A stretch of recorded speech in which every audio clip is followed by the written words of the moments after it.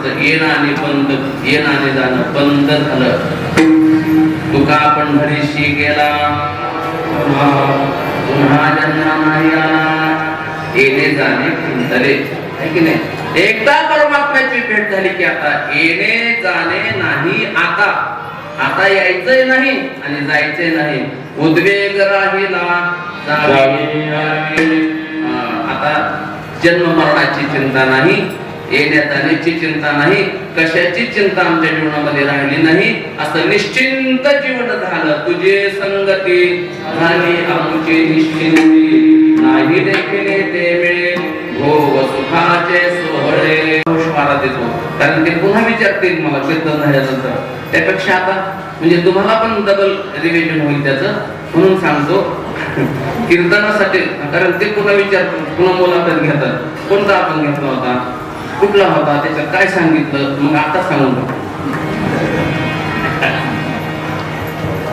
आज काल्याच्या कीर्तनासाठी घेतलेला अभंग बाळ क्रीडा या प्रकरणातला अभंग असून या अभंगाच्या द्वारा जगद्गुरु श्री तुकोबाराय जे गोपाळ आणि गोपिका गोधने जी परमात्म्याच्या कृष्णाच्या संगतीत होते आणि त्या सर्व गोप गोपिकांना परमात्म्याच्या संगतीमुळे मिळालेलं सुख आणि त्या सुखाचा अनुवाद तुकोबराय या ठिकाणी करतात. त्याची प्रचिती या ठिकाणी तुकोबराय व्यक्त करतात. कृष्णाच्या सुखामुळे आम्हाला सुख झालं. एवढं सुख झालं की आम्ही देहभाव विसरून गेलो. देहभावाचे जे देहाचे जे भाव आहेत, तहान आणि भूक, हे आम्ही विसरून गेलो. कृष्णाच्या सुखे नाही भूक सदा समाधान सकळांचे सतत समाधान प्राप्त झालं, सर्वांना समाधान प्राप्त झालं. आणि दुसरं एक घडलं की परमात्म्याच्या संगतीमध्ये किती दिवस निघून गेले कळलेचे नाही. किती झाले 30 बाहेरी वास विसरली, बाहेरचा वास विसरून गेले असे अनुभूती आम्हाला आली. एवढंच नव्हे तर परमात्म्याच्या संगतीमध्ये आमच्या जीवनामध्ये जो असणारा काम आहे तो कामाचाही विसर पडला. विसरू कामाचा तुका म्हणे झाला आणि उद्वेग राहिला जावे यावे. उद्वेग जो जीवनामध्ये उद्वेग असतो तो उद्वेग झाला पाहिजे. आपण उदास होतो, उदास नाही व्हायचं, उद्वेग झाला पाहिजे आपल्याला.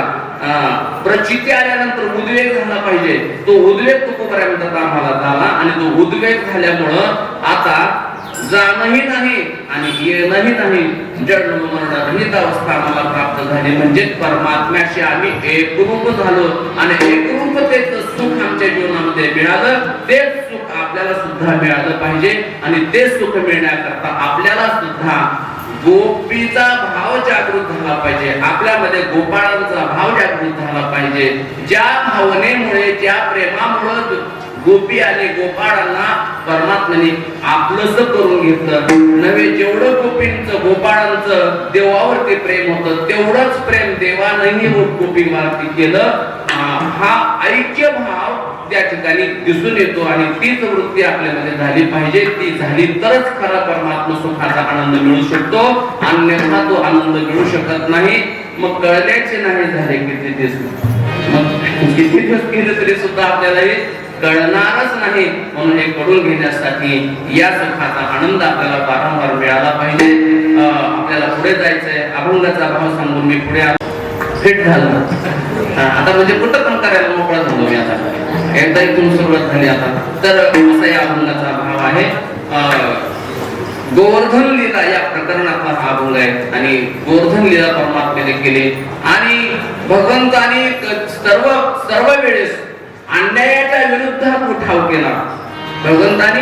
भगवंताचं जीवन चरित्र जर आपण पाहिलं तर पहिल्यापासून सुरुवातच अन्यायाविरुद्ध लढण्याची सुरुवात परमात्म्याने केली. कंसाच्या विरुद्ध षडयंत्र रचलं आणि कंसासारखा दैत्य संपवण्याकरता, दुष्ट प्रवृत्ती संपवण्याकरता भगवंताचे येण्याचं उद्दिष्टच ते आहे. परित्राणाय साधूनां विनाशाय च दुष्कृतां धर्म संस्थापनार्थाय संभवामि युगे युगे. भगवान आले त्याच्यासाठी होते दुष्ट प्रवृत्तीच्या लोकांचा नाश करायचा आणि साधूंचं रक्षण करायचं. परित्राणाय साधूनां आणि विनाशाय च दुष्टांचा नाश करण्यासाठी परमात्मा या ठिकाणी आले होते. दुष्ट कोणाला म्हणायचं? जे सर्वसामान्य जीवावरती अन्याय करतात त्यांना दुष्ट म्हणायचं. दुष्ट काय? दुष्टाला काय 4 डोळे नसतात, 4 कान नसतात किंवा 4 हात नसतात. दुष्ट त्याला काय म्हणायचं? दुष्ट एक प्रवृत्ती आहे. दुष्ट एक प्रवृत्ती आहे, सज्जन एक प्रवृत्ती आहे. आणि दुष्ट प्रवृत्तीचे लोक अन्याय करत असतात आणि त्या अन्यायाच्या विरुद्ध लढण्यासाठी एक तर परमात्माच त्यासाठी येत असतो आणि दुसरे संत येतात परंतु दुष्टाचा नाश करत नाही. दुष्टाची प्रवृत्ती खराब करतात, दुष्टाची प्रवृत्ती घालवतात आणि देव मात्र दुष्टांचा नाश करत असतो.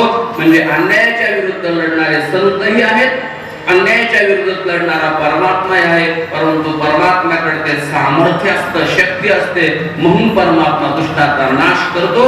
आणि अन्यायाच्या विरुद्ध लढण्याकरता भगवंताने सुरुवातीपासून काग बगरिठा मारिले बाळपणी, ही दैत्य खाली उडविली, कालासूर मारला, रिठासूर मारला, बकासूर मारला, पुतना मारली, पुन्हा महाबळ नावाच्या दैत्याचा, हे म्हणजे चरित्र सांगावं लागेल ना.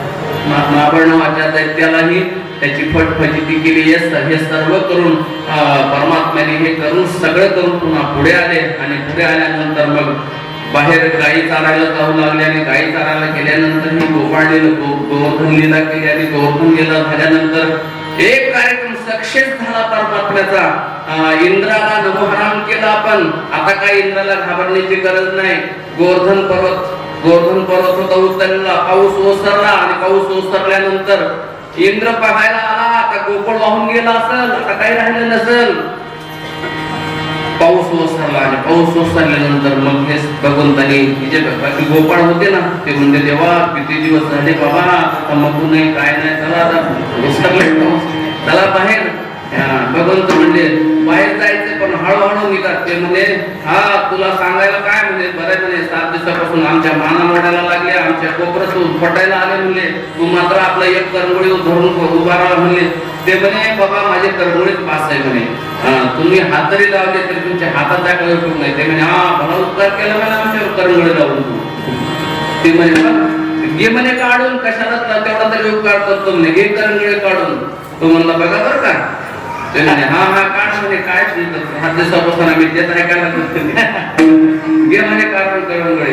त्याने काय काढली नाही करंगळी, नुसतं असं नको तर नको वरतं थोडंसं ढिल्ल केलं. ते ढिल्ल केल्यावर ते यांच्या काट्या बिट्या कडक कडक कडक मोडून गेल्या.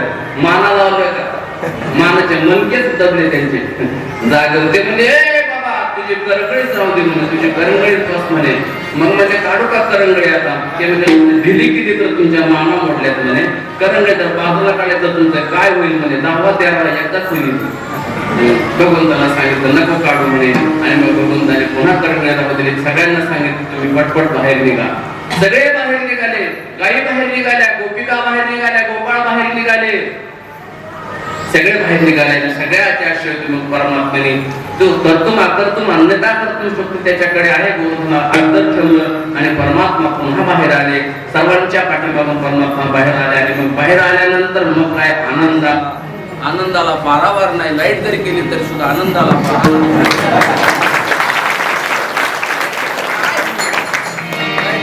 आता गोवर्धन पर्वत खाली टेकल्यानंतर लाईट जाणारच ना, वायर तुटली. त्याच्यामुळं एवढा आनंद झाला गोपाळांना, एवढे नाचायला लागले, भगवंताचं भजन करू लागले. गोपाला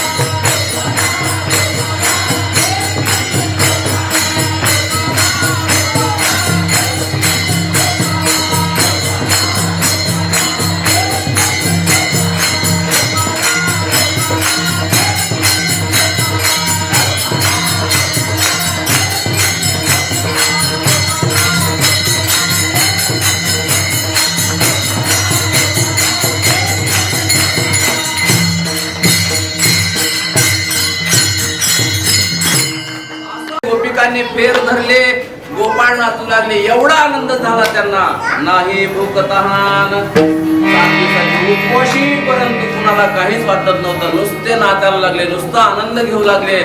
गायी शेपटी वर करून नाचायला लागल्या. गायी नाचतायत, गोपाळ नाचतायत, गोपी नाचतायत. हा सगळा आनंद उत्सव त्या ठिकाणी चालू आहे. आणि तेवढ्यामध्ये इंद्र आला, वरतून पाहिला, विमानात बसून आला, पाऊस ओसरला. त्याला वाटलं आता गोकुळ वाहून गेलं असेल, काही सुद्धा राहिलं नसेल तिथं. येऊन पाहिलं तर गोवर्धन पर्वताच्या बाजूला हे सगळे गोपाळ नाचतायत. बापरे, त्यांनी पाहिलं. तो म्हटला, आपण योजना पाठवली परंतु सर्वसामान्यापर्यंत पोहोचली नाही. योजना काढली होती परंतु तळातली योजना गाळात गेली. काहीच फरक पडला नाही. म्हणले हे जसेच्या तसेच आहेत, इथं काहीच फरक पडणार. अरे तुझा बाप तिथं होता, तू काय करू शकणार आहे, त्याचं काय बिघडू शकणार आहे तू? इंद्राचा बाप, त्याला कळालंच नाही ना, इंद्राला कळालंच नाही हा कोण आहे, तो कळालं नव्हतं. म्हणून त्याने हा प्रयोग केला. परंतु त्याने जेव्हा पाहिलं याच्यात हा कृष्ण परमात्मा, त्याला दर्शन झालं कृष्ण परमात्म्याचं. आणि नंतर म्हटला, माझ्यासारखे 100 इंद्र आले तरी याचं गोकुळाचं काहीच बिघडणार नाही म्हणे. इंद्र नाराज झाला, खाली मान घातली आणि कृष्ण परमात्म्याला शरण आला. तेव्हा त्यानं ओळखलं की हा खरोखर देव आहे, याची जाणीव इंद्राला झाली. आणि मग इंद्र पुन्हा परत गेला. इंद्राचा अभिमान नष्ट झाला, इंद्राचा गर्व हरण झाला. जो अन्याय त्याने केला होता त्या अन्यायाच्या विरोधात भगवान लढले आणि भगवान काय झाले, त्यामध्ये विजयी झाले. एक आनंद मिळाल्यानंतर परमात्म्याला थोडासा आत्मविश्वास जागृत झाला आणि मग एक गोष्टी परमात्म्याने करायला सुरुवात केल्या. आणि त्याच्यानंतर मग सगळ्या गोपाळांना घेतलं. गोपाळ म्हटले, तेव्हा आता पुढचं जे सत्र आहे आपलं, ते पुढच्या सत्रामध्ये आपल्याला कालिया नावाचा जो सर्प आहे तो आपल्याला इथून बाहेर काढून पाठवायचा. आणि मग भगवंताने ठरवलं, ठीक आहे म्हणे, तुमचं सहकार्य मला आहे का? ते म्हणे, हो, तुम लढो, हम तुम जाने तुम्हारे काय म्हणतात ते, तुम आगे बढ़ो, हम तुम्हारे साथ है का पीछे पडून जाते. भगवंताला सांगितलं, काळजी करू नका, आम्ही आहे तुमच्या सोबत. आणि मग भगवंताने सुरुवात केली आणि मग निमित्त केलं. गायी सगळ्या तरुण तृप्त झाल्या आणि तरुण तृप्त झाल्यानंतर यांनी खेळ खेळायला सुरुवात केली. आणि खेळ खेळता सुरुवात केली चेंडू फळीच्या खेळानं. पेंड्यानं नवीनच चेंडू आणलेला होता. पेंड्या म्हटला, ज्याचा चेंडू त्याची बॉलिंग. कसा नियम आहे, ज्याचा चेंडू त्याची बॉलिंग आणि ज्याची बॅट त्याची बॅटिंग पहिली. हे आमचं सामान्य खेळात नाही बरं का, सामान्य पोरापोरांचा खेळ असतो ना.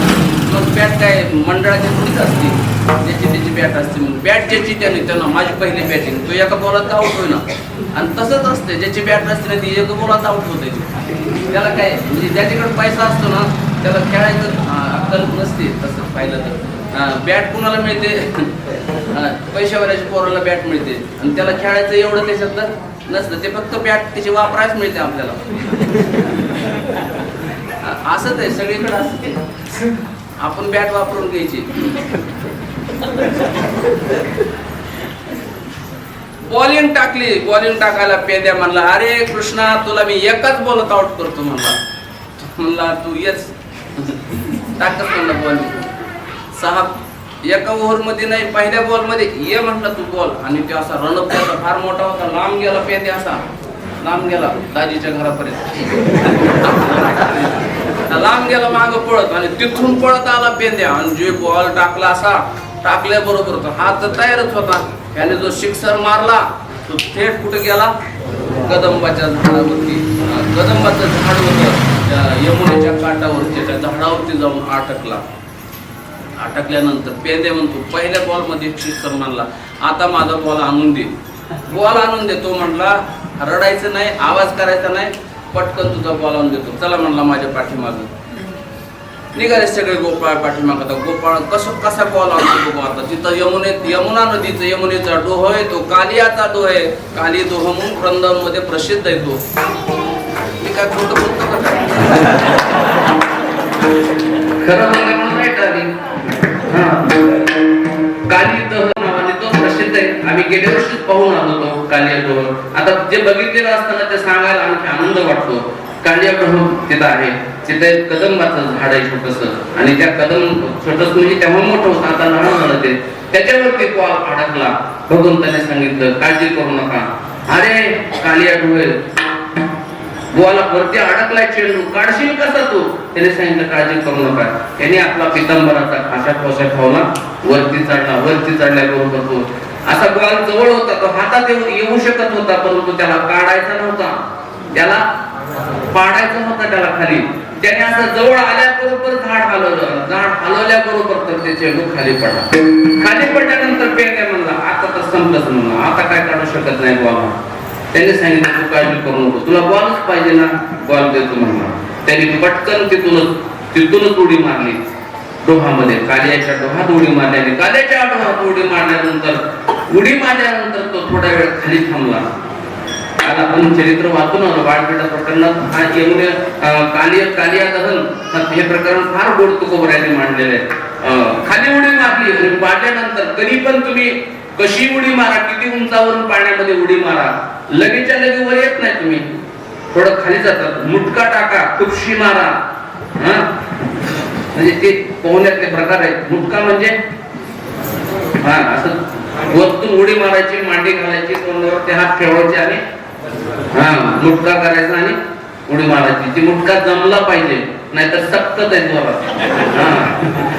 जवळ गेल्यानंतर मांडी घालून लागते. वरून जर मांडी घालून घेतात तर आपटला समजा, नुसती पाठ लाल गुंद होती त्याची.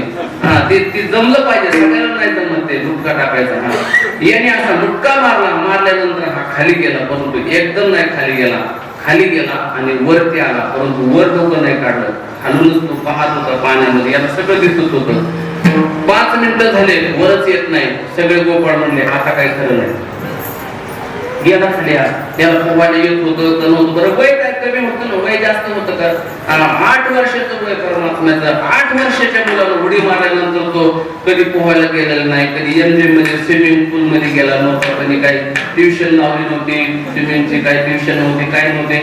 गेला असं डायरेक्ट उडी यमुनेच्या डोहात मारल्यावर. यमुनेचा डोह एवढा मोठा, एवढा खोल, किती यमुना डोह आता कमी झाली, परंतु तेव्हा फार डोह मोठा होता. आता कसा वर येईल हा?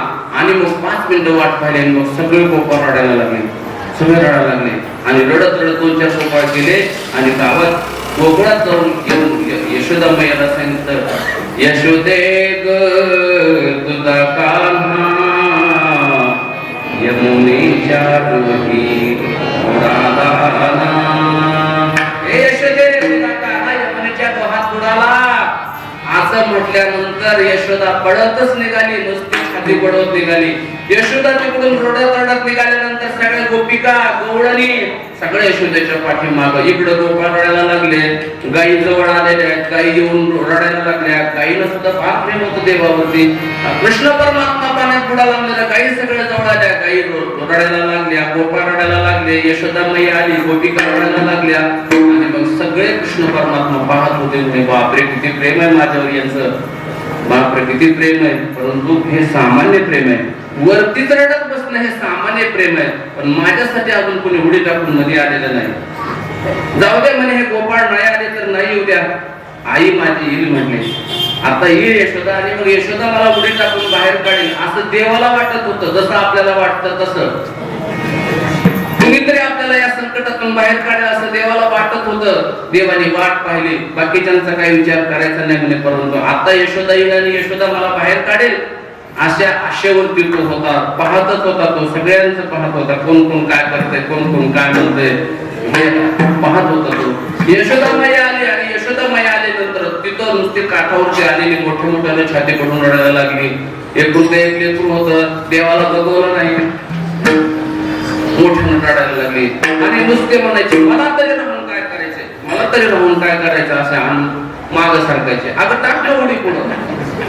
गोपाळांनी वर्णन केलंय कशी असते आई, तरी आई सुद्धा कशी असते. मागे सरे माय पावला पावला माग सरकत होती यशोदा, पुढे नाही गेली. देवाला विचार केला, म्हणजे साधू संतांनी लिहिलेलं काय खोटं नाही रे माझा.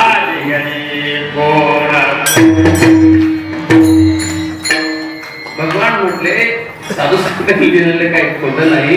माता पिता बंधू बहिणी पुन्हा पोटी देवानी माझ्यावरती हे दुःख आलंय, कुणीच माझं नाही हे देवाच्या लक्षात आलं. आणि मग देवानी ही यशोदावरतीच रडायला लागली.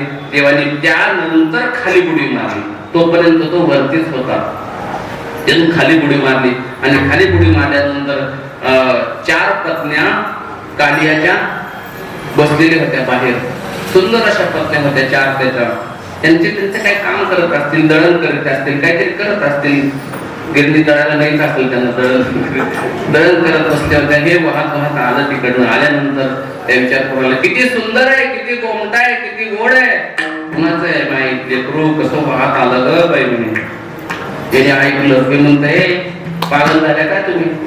वाहत आलो काय मी वाहत जाणार आहे का? अगं मी वाहून येणार आहे. योगक्षेमम वाहाम्यहम, मी वाहून येणार आहे.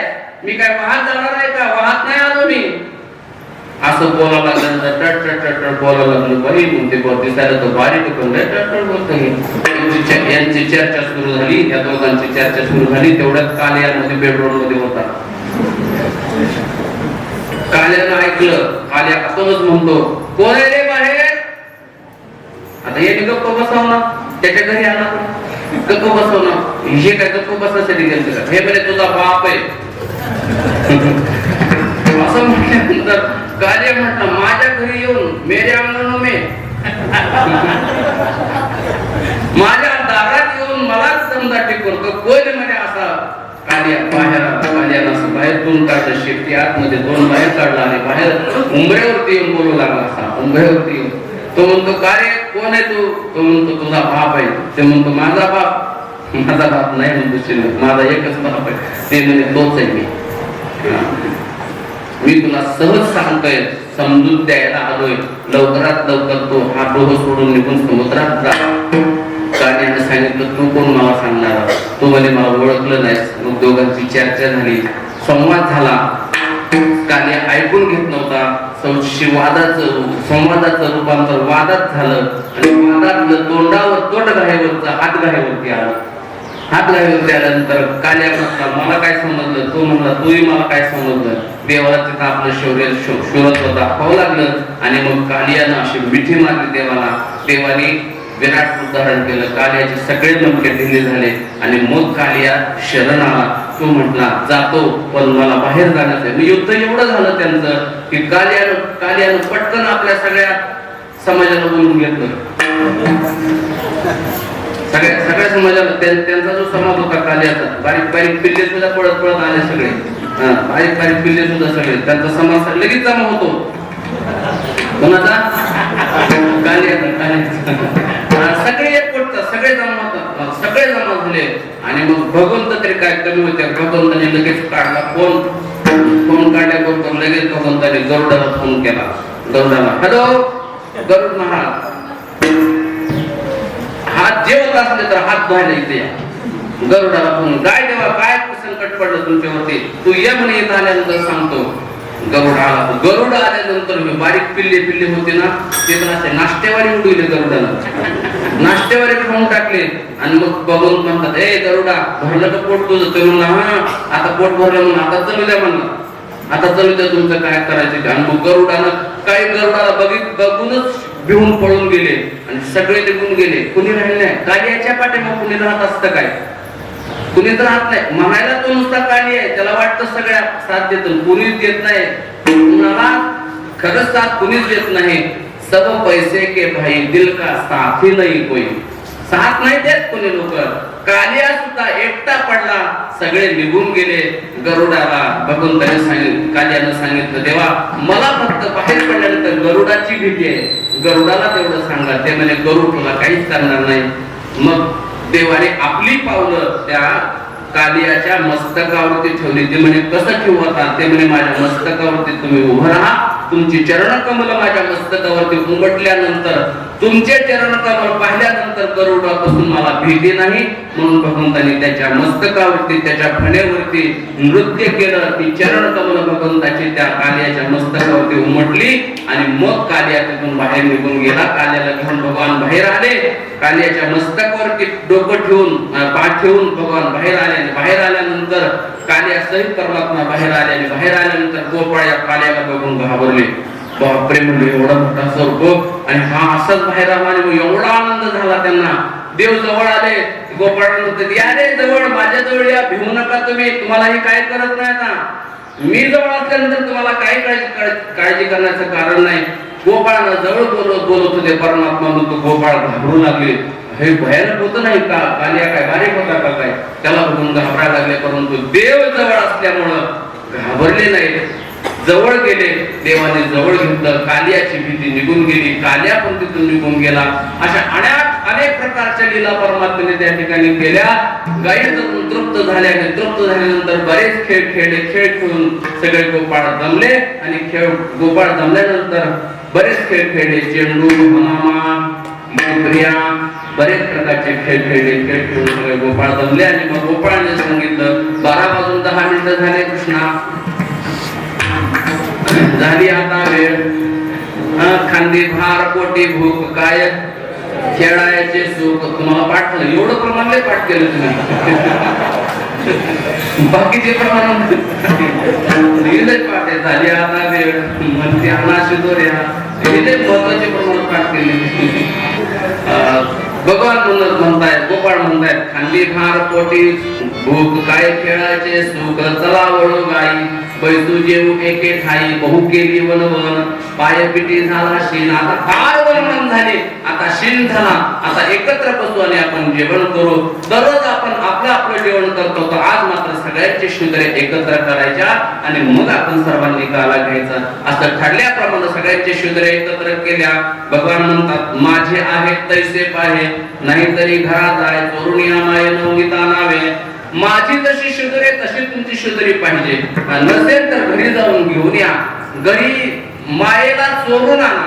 आईनं नाही दिली ना, आई म्हणजे कोणते, मायेला चोरून शुद्री आणणं तेवढं सोपं नाही. माया, या मायेला चोरून काहीच करू शकत नाही आपण. माया सर्वत्र आहे, सर्वत्र व्यापक आहे. भगवान म्हणतात ज्याला खरी शुद्री आणता येईल, मायेला चोरून शुद्री आणा, ती मला प्राप्त होईल. प्रेमरूपी शुद्री ही माया त्या प्रेमरूपी शुद्रीला अडवू शकत नाही. माया सर्व ठिकाणी आडवी येते, परंतु प्रेमाच्या ठिकाणी आडवी येत नाही. माया काही करू शकत नाही. म्हणून मायेला चोरून आणा शुद्री, प्रेमरूपी शुद्री सर्वांची एकत्र केली आणि सगळ्या शुद्रे एकत्र झाल्यानंतर भगवंतांनी सांगितलं आता काला करू, आपण एकत्र शुद्र्या करून काला करू. आणि मग काला करायचं म्हटल्यानंतर स्वर्गातल्या देवांनाही कळालं. सगळा काला शुद्रे एकत्र केले, त्याचा सुगंध स्वर्गात गेला आणि स्वर्गातले देव सुद्धा म्हटले चला आज काहीतरी वेगळं आहे वाटतं, इथं आज काहीतरी वेगळा कार्यक्रम दिसतो. आणि म्हणून स्वर्गातले देव ही निघाले. आजी ओसा अमरावती काला महावया येती, देव विसरती देहभाव आपला. आपला देहभाव विसरले किंवा विमानामध्ये बसून स्वर्गातले सर्व देव निघाले. इंद्र निघाला, ब्रह्मदेव निघाला, चंद्र सूर्य सगळे स्वर्गातले देव निघाले. आणि आल्यानंतर त्यांची विमान अशी फिरायला लागले वरती. परंतु भगवंताने सांगितलं काला त्यांना द्यायचा नाही. काल्याच्या अधिकारी हे देव नाही. काला कोणाला द्यायचा? जो निका वैष्णव आहे त्याला काला द्यायचा. काला वाटू एकमेका वैष्णवनिका संभ्रम. काल्याचे अधिकारी देव नाहीत, तर काल्याचा अधिकारी भक्त आहे, म्हणून भक्ताला काला द्यायचा. पण हे जे गोपाळ होते ते परमात्म्याचे भक्त होते, म्हणून आपल्यालाही काला मिळतो. कशामुळे? आपण देवाचे भक्त आहोत, आपण गोपाळाच्या रांगेत बसलेलो आहोत, म्हणून आपल्याला तो काला मिळतो. देवाला काला मिळणार आहे लक्षात आल्यानंतर देव काल्याचे असे. देवजळी झाले मासे झाले. डोहामध्ये मुलीच्या डोहात जाऊन बसले. भगवंतांनी विचार केला की हे डोहात बसलेत, मासे झालेत.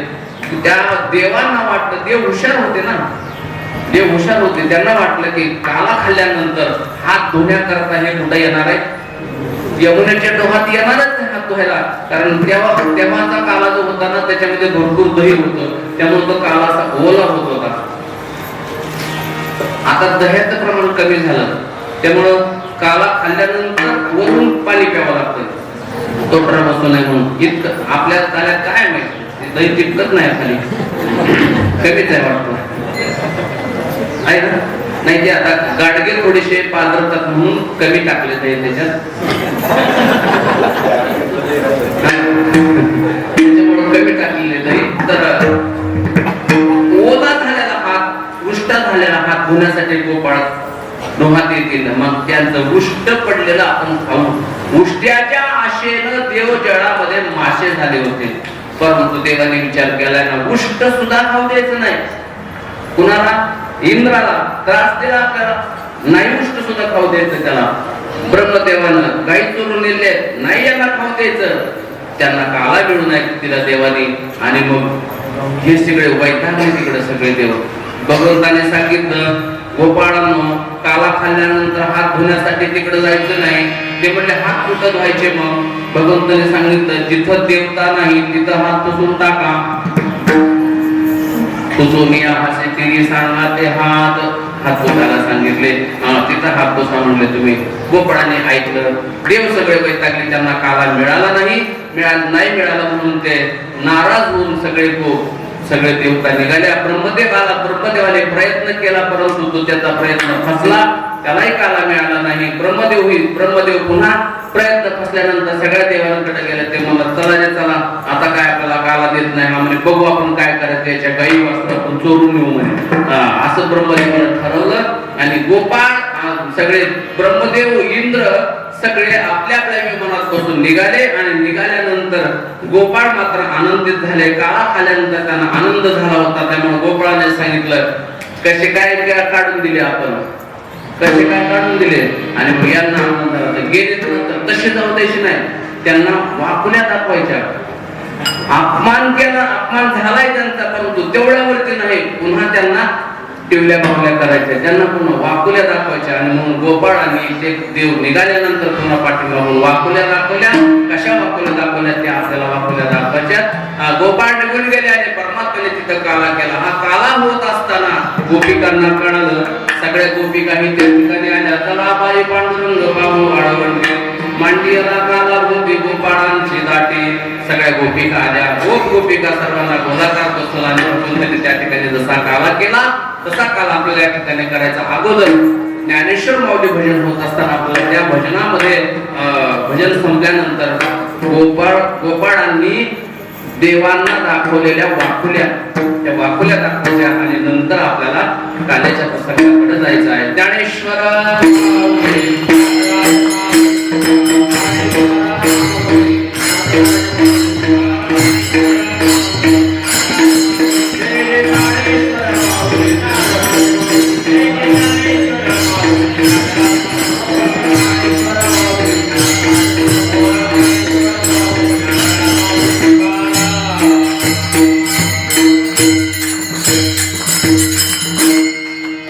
देव निघून गेले आणि गोपाळाने मात्र त्यांना तसं जाऊ दिलं नाही.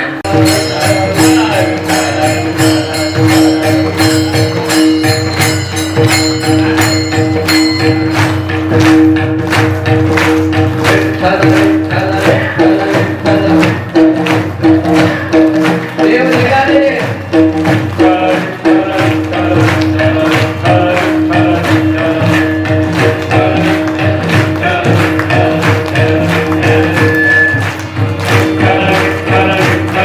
आपल्याला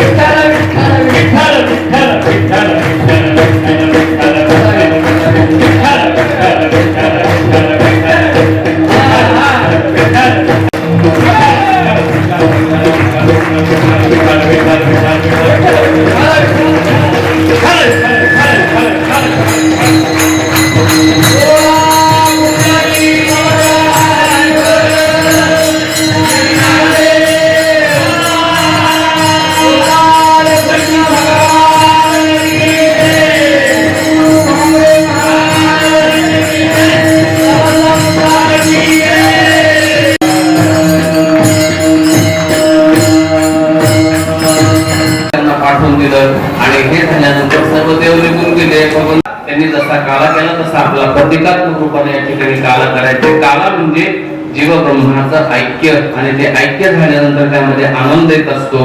हा आनंद जो आहे हा ऐक्याचा आनंद आहे, ऐक्याचा आनंद आहे. आणि हा आनंद आपला असाच टिकून राहायला पाहिजे.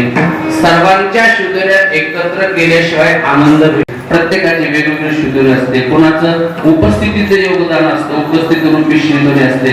कोणाची पारण्याच्या रूपाने शुद्धरी असते, कोणाची मृदंग वाजवण्याच्या रूपाने शुद्धरी असते, कोणाची टाळ वाजवण्याच्या रूपाने शुद्धरी असते. वेगवेगळी प्रत्येकाची शुद्धरी असते आणि त्या शुद्धरीच्या माध्यमातून हा आनंद निर्माण होत असतो. प्रत्येकजण आपली आपली सेवा या ठिकाणी करत असतो. जर पाहिलं तर चटाई टाकण्यापासून, रांगोळ्या काढण्यापासून, 5-7 दिवस कितीही लहान लहान लेकरांचे ओम आणि ओम आपलं बसकरे, नंतर नंदिनी ताई, आपण कोण सीताताई, हे सगळ्यांनी गोड सुंदर रांगोळी ती कोबऱ्यांची काढली. आता 10 दिवस ती रांगोळी होती. आज आपल्याला जागा पूर्ण नाही, आम्ही काढून ठेवली ती रांगोळी काढली, फुलाचा शृंगार केला. प्रत्येकाला वाटते की आपण काहीतरी इथं सेवा दिली पाहिजे. हा जो आपला सेवाभाव आहे, हा सेवाभावच आनंद निर्माण करत असतो. बाकी काही नसतं. पैसा इथं आज नाहीच आहे, पैशाचा प्रश्नच नाही या सप्ताहात तरी. तो पुढे येणार आहे आणि तो पुन्हा आता वरती बांधकाम आहे त्यावेळेस येणारच आहे, गरज आपली पडणार आहे. पण आता सध्या तरी त्याची म्हणजे सध्या गरज आहे, काम चालू आहे सध्या, म्हणजे तसे पण गरजच आहे. आणखी काम बाकी आहे. वरती कामासाठी ज्याला सहकार्य करत असेल ते करू शकता. परंतु या उत्सवामध्ये तसे काही कोणाची अपेक्षा नव्हती आणि काही नव्हते. परंतु प्रत्येकानं आपल्या आपल्या समर्पित भावनेने या ठिकाणी सेवा केली. नामजप करणाऱ्या महिलांनी नामजप केला, विना घेणाऱ्यांनी विना घेतला, कीर्तनकारांनी कीर्तन केले आणि अगदी तशीच कीर्तन केली. सेवा म्हणून खरी सेवा संप्रदायाची जी घडली ती या सप्ताहात येणाऱ्या कीर्तनकार, प्रवचनकार, गायक, वादक ही सगळी मुलं जी आहेत ना, ही सगळी आता वाजवणारी, गाणारी, टाळकरी मुलं ते निरपेक्ष भावनेतून सेवा भावाने या ठिकाणी उपस्थित राहिले. आमचं सोमेश्वर 7 दिवसापासून पारायणाला या ठिकाणी दररोज पारायणाला येतोय, बजरंग येतो पारायणाला. सगळी ही मुलं ही चेतन आहे, चेतन सेवेसाठी या ठिकाणी जमा होतात आणि इथे निरामय आनंद सर्वांना मिळतो. मग पारायण करणारे पारायण करतात. 8:30 वाजले की पारायणवाले इकडं गेटकडे बघतात, कोणाची वाट पाहतात. वाटप आहे उद्धव भाऊची आवडी. उद्धव कोण असत्याचा डबा घेऊन येते त्याच्याकडे पाहतात. म्हणजे उद्धव बोला उठल्यापासून ध्यास कशात असतो. 8:30 वाजायच्या बरोबर आपल्याला काय झालं पाहिजे, नाश्ता तिथे केला पाहिजे. पिढवी आप्पा, उद्धव भाऊ, आमचे खडतरे आप्पा, हे सगळ्यांचं काम काय, वेळेवरती नाश्ता आणून पोच करणं. आणि मग उद्धव भाऊ सांगत असतात नाश्त्याची वाट आम्ही जशी काळजी करतो नाश्त्याची, तशी नाश्त्याच्या वेळेस येणाऱ्या माणसांना पण काळजी असते की नाश्त्याची वेळ झाली असेल, आपण गेलं पाहिजे. आणि त्या नियमानं त्यांची सुद्धा सेवाच आहे. तुम्ही किती नाश्ता आणला खाणारे जर नसतील तर शिल्लक राहतो की नाही. मग उपस्थिती देणाऱ्या लोकांचं काय हे आहे का, चुकीचं आहे का, ते घेतात वेळेवरती, ते नाश्ता घेतात, तेवढ्या फक्त पारायण करतात. पारायण नाश्ता झाल्यानंतर पुन्हा घरी निघून जातात. त्या वेळेमध्ये वेळ महत्वाची, वेळ सांभाळली पाहिजे. म्हणून सांभाळतात, वेळ सांभाळतात सर्वजण. उद्धव नाश्ता आणतात. आमचे सर्व मंडळी पारायण करतात. ज्याला जसं बसून जमत तसं बसून करतात, काही खुर्चीवर बसून पारायण करतात. मृदंगाचे साथ देणारे मृदंगाचे साथ देतात. असं सर्वांची सेवा या ठिकाणी आहे आणि या सर्वांच्या सेवेमुळं आनंद या ठिकाणी आहे. कोणी मृदंगावरती सेवा करतं, कोणी साऊंड सिस्टमची ऑपरेटिंग करतं, कोणी कॅमेऱ्यामध्ये शूटिंग करतं. हे सगळ्याची प्रत्येकाची सेवा आहे आणि त्या सेवेमुळे हा आनंद आहे. हा मिळालेला आनंद हा आपला आनंद नाही, केवळ आपण परमात्म्यासाठी या ठिकाणी घेतो. म्हणून आपल्याला सदा समाधान सकळांचे कृष्णाच्या सुखे नाही दुःखतान. सदा समाधान सकळांचे कळलेचे नाही झाले किती दिवस झाले कळालेच नाही आणि आज तो दिवस आला आनंदाचा. असं वाटतं की हे चालतच राहावं, असं चालतच राहावं वाटतं. आनंदमय वातावरण आहे. परंतु कुठल्याही गोष्टीला कुठेतरी समाप्ती असते, थांबावं लागतं, विसावा लागतो. विसावा म्हणजे कायमस्वरूपी थांबणं नाही, तर पुन्हा पुढे निघण्याकरता तो विसावा असतो. हा विसावा आहे. कार्याचं कीर्तन म्हणजे एक प्रकारचा विसावा आहे, स्वल्पविराम आहे. पुन्हा आपल्याला सप्ताह करायचंय, पुन्हा अखंड रूपाने आपल्याला सेवा करायचीच आहे. म्हणून आजचा हा विसावा आणि या विसाव्यावरची सेवा सर्व मंडळीच्या द्वारा, विश्वस्त मंडळाच्या द्वारा, आदरणीय आमच्या द्वारा या सर्वांनी ही सेवा माझ्याकडे दिली. हा वेडीवाकडी सेवा करण्याचा मी या ठिकाणी प्रयत्न केला. जे काही बरोबर असेल ते श्रीगुरूंचं आहे, चुकीचं असेल ते माझ्या बुद्धीचे दोष आहेत, जे बरोबर आहे ते आपण घ्यावं आणि जे चुकीचं असेल ते माझ्याकडे आपण या ठिकाणी परत करावं. दुसरी गोष्ट जय जय